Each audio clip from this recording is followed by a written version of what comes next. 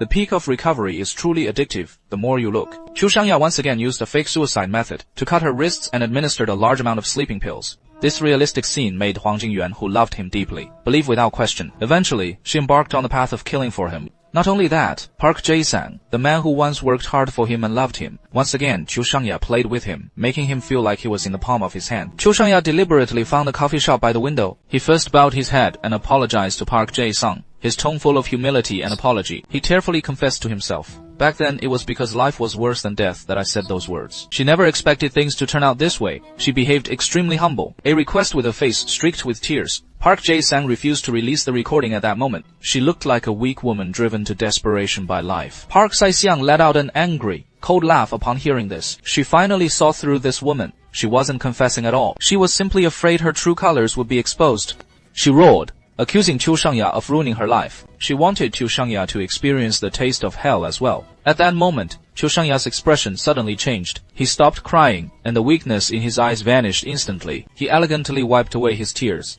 his whole demeanor radiating a cold aura. He thought he spoke well, and that you were still acting and connected. Do you think he can succeed? Did you get acquainted and married?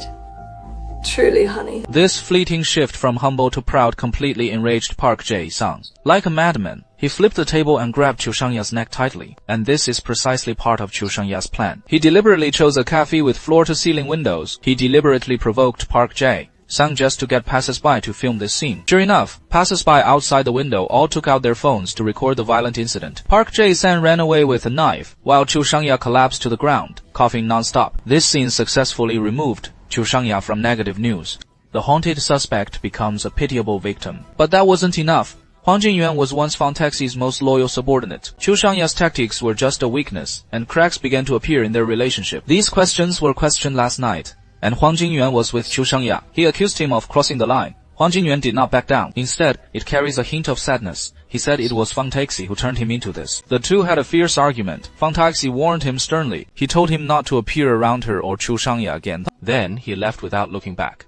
Huang Jingyuan watched Fangtaxi's departing figure. His eyes were filled with sadness and anger. This hunting dog of his could turn against him at any moment. The host, Fangtaxi, sat in the car looking irritated. He dialed President Quan's number, only to find that the person answering was Kwang Shu.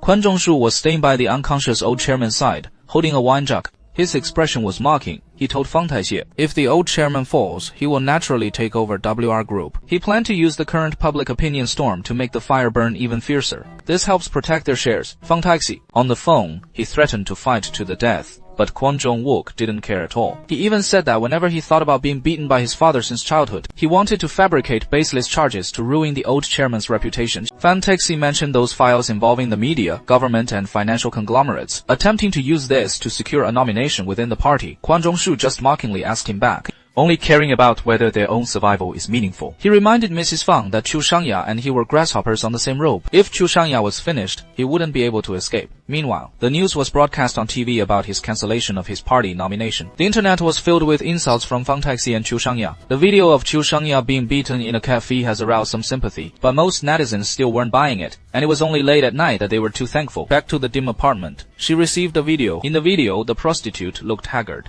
He announced that he would reveal everything at 8:30 p.m. Fan Tai thanked him and immediately called Chu Shangya. Chu Shangya sat on the floor in front of the dressing mirror, her face streaked with tears. She told Fang Taixi on the other end of the phone that they were all hypocrites. They all use others for their own purposes. He felt this was karma, unless either they or Park Jae-yang died. Otherwise, none of this will ever end. Meanwhile, Huang Jingyuan had already discovered that Park Jae-hang's position was about to stop him from exposing the information. But suddenly, he received a phone call that made his face change drastically. He went to a hotel and asked at the front desk about the specific room. When he walked into the bathroom with the lights on, he saw an extremely terrifying scene. Medicine bottles were scattered everywhere, and the white towel was stained red with blood. The bathtub was filled with blood. Seeing this moment, Huang Zhangwang recalled the scene of his mother's suicide. Chu Shangya was limping weakly at the edge of the bathtub, acting like he had gone mad, trying to pull Chu Shangya out. Desperate cries echoed throughout the bathroom. Chu Shangya left a letter for Huang Jingyuan beside him. Please don't hesitate to like, tip, and support the Mingjing and Diandian columns.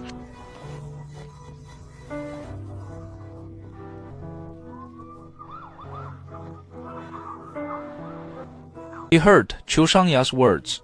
The voiceover is about loneliness, despair, and a final farewell.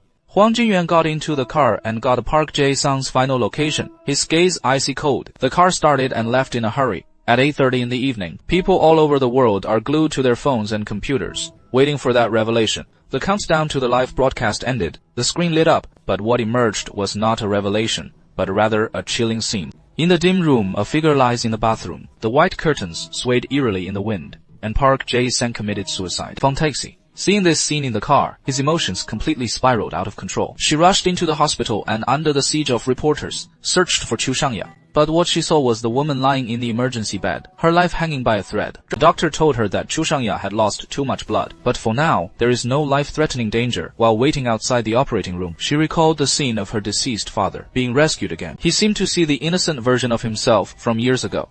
Meanwhile, the health of the entire population was very poor. It was already on the brink of collapse. Li Liangmei's face was cold. Ask the doctor to do whatever it takes. He wanted the old chairman to hold out until the election. Li Liangmei now only needs to support the next presidential candidate. This allows for amendments to the insurance law early in the term. Then the shares of WR Life would end up in her hands. At the same time, to avoid media criticism, he decided to take him home tomorrow. Chu Shangya, who was in the secret treatment ward, woke up. He looked at the news on his phone and noticed that public opinion was beginning to reverse.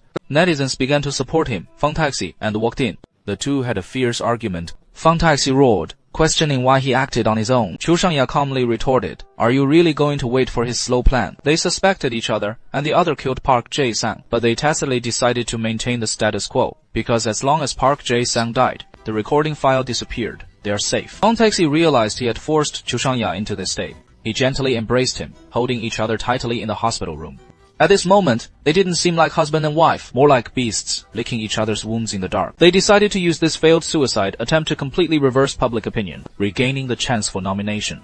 At this time, Li Liangmei planned to win over presidential candidate Sang Guoyuan, but this person was highly controversial, so he brought in Chou Yijihou. He decided to write a gorgeous, bold, and exciting script. Meanwhile, Chu Shangya and Fang Taxi held a grand press conference. Chu Shangya stood in front of the microphone looking haggard as she received an IV drip. He weakly mourned Piao Zaixiang, claiming he had tried every possible way to repair the relationship, but the other side was blinded by revenge. He choked up and said he had come this far to defend his innocence. Fang Taxi also stood to the side, speaking passionately, swearing they never incited murder. The flashes below the stage flickered like a scene of Chu Shangya. The low look in his eyes succeeded. He won the sympathy of the public. Li Liangmei looked at those foolish netizens watching the live stream. Having been successfully incited by the couple, they were already planning their next move. Quan Zhongshu showed up uninvited with a dog. We dos.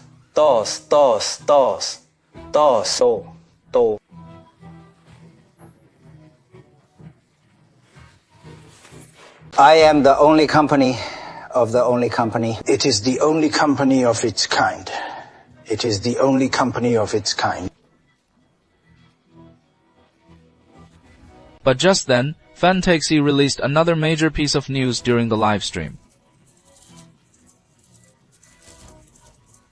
The police have also begun investigating Park Jae-sung's cause of death, and it is now highly likely that he was murdered, because the external monitor captured women coming and going. However, the building's internal surveillance cameras did not capture anything, indicating that the footage was deliberately deleted. Fang Taxi. The first thing that came to mind was Huang Jinyuan. Fang Taxi interrupted the conversation. Taking Chu Shangya away, she left amid a dense flash and reporters questioning her. The central government is too reluctant. Walking forward with Chu Shangya, his face haggard, but deep in her eyes, there was a sense of resolve. He knew that this war of power, lies, and survival was only just beginning. Everyone is running for their own desires, but the truth is, perhaps it has long been buried beneath layers of scripts.